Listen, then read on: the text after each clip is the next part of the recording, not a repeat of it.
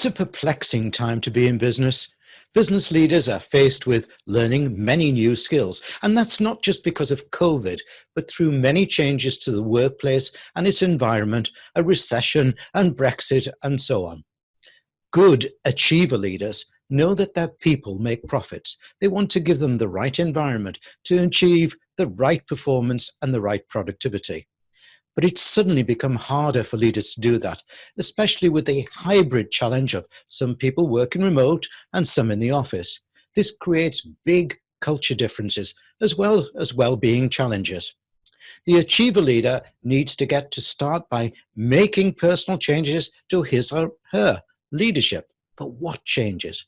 Well, who better to ask than the man who is on a mission to redefine the way corporations think about leadership.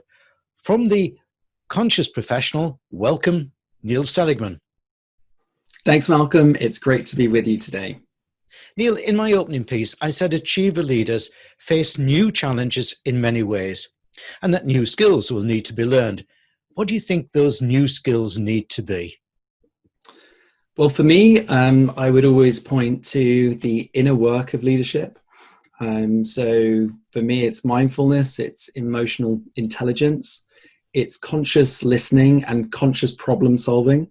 I think what's needed at this time more than any other time perhaps is conscious creativity. And there's a bit of a process of how to delve into that world. And I think there's some miscomprehension about what that is and what it would mean. But practices of contemplation, I think, are becoming more and more central because often leaders are limited at the end of the day by themselves, by their own development. And at a certain point, if we want to evolve as leaders, we have to do that inner work. I found it just recently so fascinating with all the many interviews we're doing, how many CEOs and MDs are admitting to me that they enjoy and participate now in meditation and mindfulness. I also said in my opening that you are on a mission to redefine the way corporations think about leadership. What do you mean by that, and how do you help them? So I think all I mean by that is that I'm hoping to inspire companies to find new solutions to their problems by bringing in practices that have been around for a long time, but actually have a lot to offer in the realm of creativity, problem solving, and even future-proofing the business. We could think about a business as an organism or a living entity. And the work that I do, I see the company like that. And our aim is also always to help to bring the company towards health and balance with all of the ways that works with the people, with their purpose, their vision, their mission, and finding that way of bringing all of the pieces into alignment and balance. And it takes listening, it takes conscious listening, and that's the process that we work with. Very astute, that conscious listening. Nobody likes change, but we all know it's the one constant. Most people are fearful of change. What do you say to those leaders who are resistant to change themselves? It's natural to resist change to a certain degree because change brings with it risk. And as a leader, there's a responsibility we feel for that risk. And there is often a lot at stake. So if we're thinking about our legacy and how we'll be seen, and the very human aspect of what does this mean to the people that I'm leading, that I'm responsible for, then no wonder that there's a bit of resistance there. But resistance shouldn't be the end of the process for me. Working with change resistance is one thing that we welcome and explore, but it's not the full stop, because on the other side of resistance can be very useful to identify what's at stake, what's important, what are we holding on to, where are we going. There is another side of that where we can become more visionary. We can look to the future from a space of without fear is really what we want to have in the vision of the future, looking at it without fear, and welcoming that change in a way that feels organic. So what we really want to do is navigate to confidence around change because it feels true, because it feels aligned, because it's achieved buy-in, because we've listened, because it emerged from a collaborative, creative process. And I think if we can do all of those things and it has those ingredients, then actually the fear, the resistance also disappears. It's still not a guarantee of success, but it feels like the right action. And that's the way we hope to help people navigate towards right action. Finding the right path. Excellent. Are companies conscious enough about the well-being of their people? I know big companies with big resources may do so, but what about the 90% of businesses who are small? How do they take on board your great leadership advice?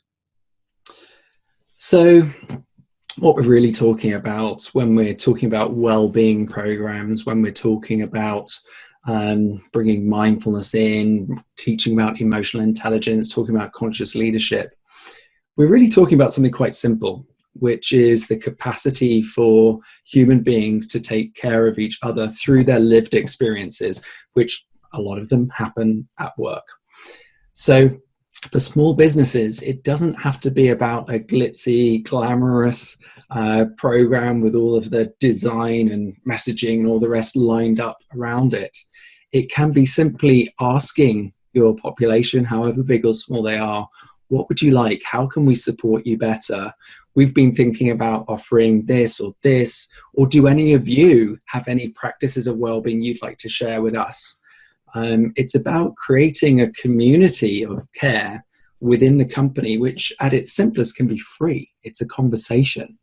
And so start with that, keep it very simple. And if it emerges into more of a program, or great, but let it be an organic process. I love that expression, creating a community of care within the brilliant. Absolutely. Look, I personally think that too many businesses go about succession planning the wrong way. They tend to clone existing leaders. But as we're discussing, leadership is changing. So how would you advise them to change their succession planning accordingly? But I think it was Einstein that said something like, you can't solve a problem from the same consciousness that created it.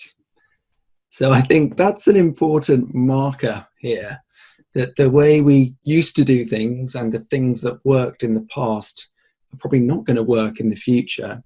And I think the other thing that sometimes businesses get wrong is they look to the best technicians to become the next leader.